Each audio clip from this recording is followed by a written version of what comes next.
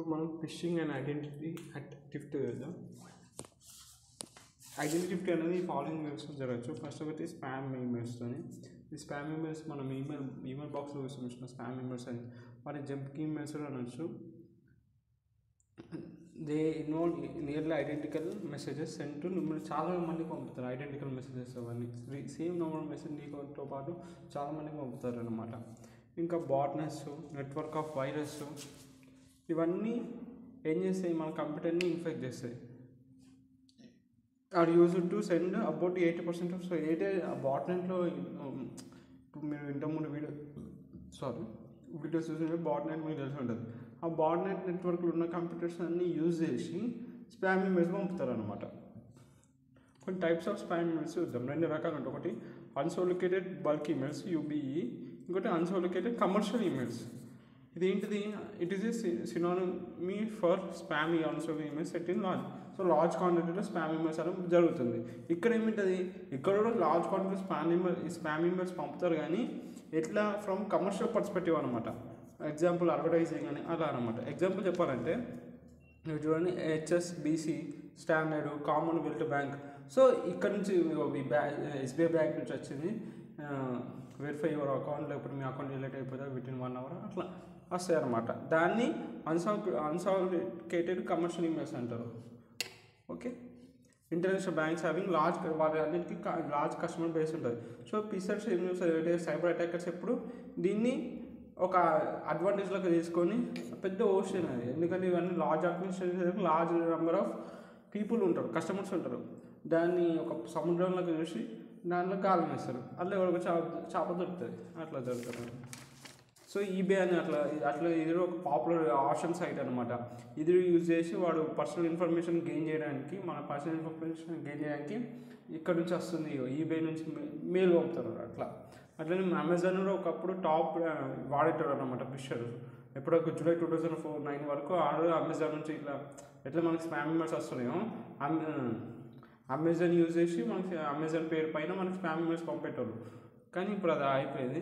ఇప్పుడు ఫేస్బుక్, ఇప్పుడు netizens like to be the most popular social networking sites such as Facebook. కానీ ఇవన్నీ always subject to threats with in Facebook as well as through emails. So Facebook use చేసి emails use చేసి phishers మన ఇన్ఫర్మేషన్ని gain చేసుకుంటాడు. So ఇలాంటి one can reduce. So మనం phishing నుంచి కాపాడాలి. సో ఫిషింగ్ నుంచి కాపాడాలంటే ఫిషింగ్కి మనం అటాక్ కావద్దంటే మనం సెక్యూరిటీ సెట్టింగ్స్ని ఎనేబుల్ చేయాలి మన డివైజెస్లో. అండ్ ఇంకా ఈమెయిల్ డీటెయిల్స్ ఎంత ప్రైవేట్ ఉంచితే అంత మంచి, పబ్లిక్ చేయొద్దు, ఎవరు పడితే అది చేయొద్దు.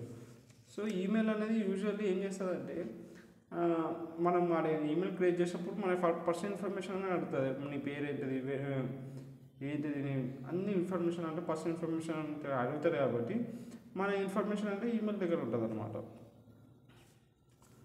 ఆ పాస్ట్లు ఇస్తాడు వాడు.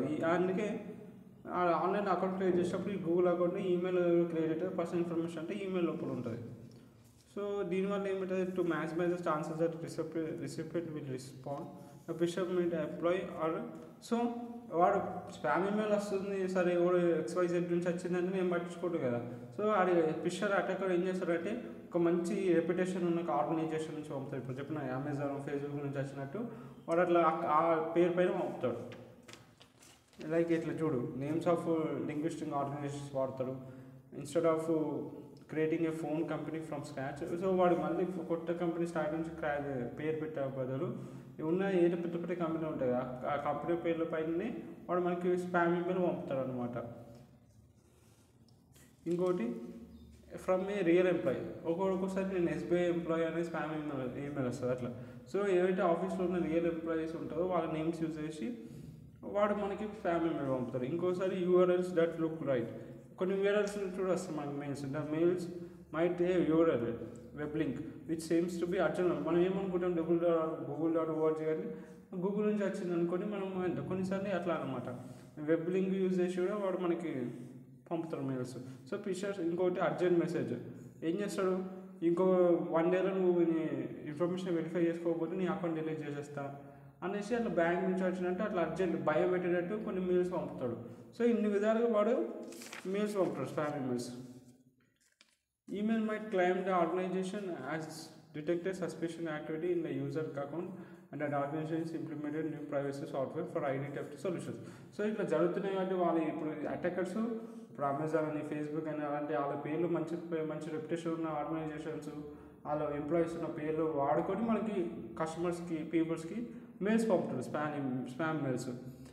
సో ఇది వాళ్ళు గ్రహించి వాళ్ళు ఏం చేసిండ్రు, సెక్యూరిటీ పెంచిండు, ప్రైవసీ సాఫ్ట్వేర్లో ప్రైవసీ పెంచిండు, మంచి అట్లా ఐడెంటిటీ థెఫ్ట్ కాకుండా వాళ్ళు కాపాడుకుంటున్నారు ఆర్గనైజేషన్స్. కొన్ని ఎగ్జాంపుల్స్ చెప్తా. లైక్ ఎట్లాంటివి వస్తాయంటే వెరిఫై అకౌంట్ అని వస్తుంది, కొన్ని ఈమెయిల్ స్పామ్ ఈమెయిల్ ఇవి వస్తే మ్యాక్సిమం వరకు అది స్పామ్ ఈమెయిల్ వాడు అటాక్ అనిపిస్తారని అర్థం చేసుకోండి. ఇంకా you won lottery, if you don't respond within 40 hours your account will be closed. ఇట్లాంటి టైప్ ఆఫ్ సెంటెన్సెస్ వాడుతున్నాడు to create a fear of urgency, to create a fear of అట్లా. So let us understand the ways to reduce the amount of spam emails to reduce. So మనం ఇప్పుడు spam emails వల్ల కానీ attacker ఎప్పుడైనా spam email పంపుతారు, ఆ నిజమైన ఈమెయిల్కి మనం డిస్పోజ్ మన ఇన్ఫర్మేషన్ అంతా అడిగిచ్చేస్తే అది వాడు క్రిమినల్ యాక్టివిటీస్కి మన ఇన్ఫర్మేషన్ వాడుకుంటాడు. సో ఇది మన స్పామ్ ఈమెయిల్స్ నుంచి కాపాడాలి, రెడ్యూస్ చేయాలంటే ఇలాంటి కొన్ని యాక్షన్స్ తీసుకోవాలి. మనం ఏంటి పర్సనల్ ఈమెయిల్ అడ్రస్ ఉన్నో ఇప్పుడు పడితే అది ఇవ్వద్దు, లిమిటెడ్ పీపుల్స్కే ఇవ్వాలి, పబ్లిక్ వెబ్సైట్స్లో ఇవ్వద్దు. కావాలంటే అక్కడ ఏదైనా పెట్టుకో. ఇంకా పబ్లిక్ వెబ్సైట్స్లో నువ్వు ఇచ్చినప్పుడు అది పబ్లిక్ అయిపోతుంది, ఆ పబ్లిక్ ఈమెయిల్ని వాడు యూజ్ చేసి దానికి స్పామ్ ఈమెయిల్స్ పంపుతాడు. ఇంకా ఏదంటే స్పామ్ ఈమెయిల్ వస్తున్నారో అప్పుడు ఓపెన్ చేసి దానికి రిప్లై చేయద్దు. ఓకే, కొన్నిసార్లు యాక్చువల్ జీమెయిల్ స్పామ్ ఈమెయిల్ని మంచి ఈమెయిల్ని సపరేట్ చేస్తుంది, అయినప్పటికీ నువ్వు ఏ ఈమెయిల్ పడితే అది దాన్ని ఓపెన్ చేసి రిప్లై ఇచ్చేయద్దు. ఇంకా ఏదైతే email address on public websites ఉంటాయో గ్రూప్స్, పబ్లిక్ వెబ్సైట్స్ డైరెక్ట్ నీ మెయిల్ మొత్తం రాసే బదులు ఇట్లా రాయాలన్నమాట. ఇప్పుడు రాజీవ్ @ ఉంటుంది కదా, ఎట్టర్ రాయాలి gmail.com DOT.com. సో ఇట్లా రాస్తే ఏమైందంటే ఆ పిషర్ ఎవరైతే ఉంటాడో అటాకరు వాడికి ఈమెయిల్ ఫైండ్ చేయడానికి కొంచెం కష్టం అయిపోతుంది. ఈమెయిల్ అడ్రస్ ఫైండ్ చేయడానికి యాక్చువల్ ప్రోగ్రామ్స్ వాడి నీ ఈమెయిల్ అడ్రస్ అన్ని క్యారీ చేస్తాడు. సో నువ్వు ఈ విధంగా పెట్టినావు పబ్లిక్ ఎక్కడ పడితే అక్కడ, సో ఏమవుతుంది అంటే ఈ విధంగా ఇవ్వాలి నువ్వు రైట్ మెయిల్. దాని అప్పుడు ఆ పిక్చర్కి నీ అడ్రస్ అనేది దొరకడం కష్టమవుతుంది. ఇంకా ఆల్టర్నేటివ్ ఈమెయిల్స్ యూజ్ చేయాలి చెప్పిన ఆల్రెడీ. పర్సనల్ ఇప్పుడు షాపింగ్ కూడా అదే ఈమెయిల్ వాడుతుంది, పర్సనల్ అంటే కాదు, కష్టం, ఎందుకంటే అది పబ్లిక్ అయిపోతే వాడుకుంటారు.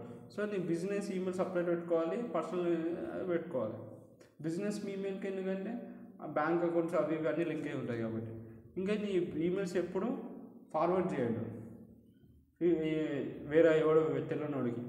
ఇంకా ఎప్పుడైనా ఈ ఓపెన్ చేసే ముందు దాని ముందు ఇట్లా కనిపిస్తుంది కదా, దాన్ని ప్రివ్యూ చేసి ఓపెన్ చేయాలి. ఇంకా ఈమెయిల్ అడ్రస్ని ఎప్పుడు స్క్రీన్ నేమ్లో కానీ చాట్ గ్రూప్స్లో కానీ పెట్టద్దు. ఇంకా స్పామ్ ఈమెయిల్స్కి ఎప్పుడు రెస్పాండ్ కావద్దు. Asking to remove your email address from the mailing. So అక్కడ నుంచి నా ఈమెయిల్ రిమూవ్ చేయని మళ్ళీ రెస్పాండ్ కావడం. దీనివల్ల ఏమైపోతుందంటే పిషర్కి ఈ ఈమెయిల్ ఇదేమో అనేసి ఆడ ఈమెయిల్ అడ్రస్ని యాక్టివేట్ చేస్తాడు.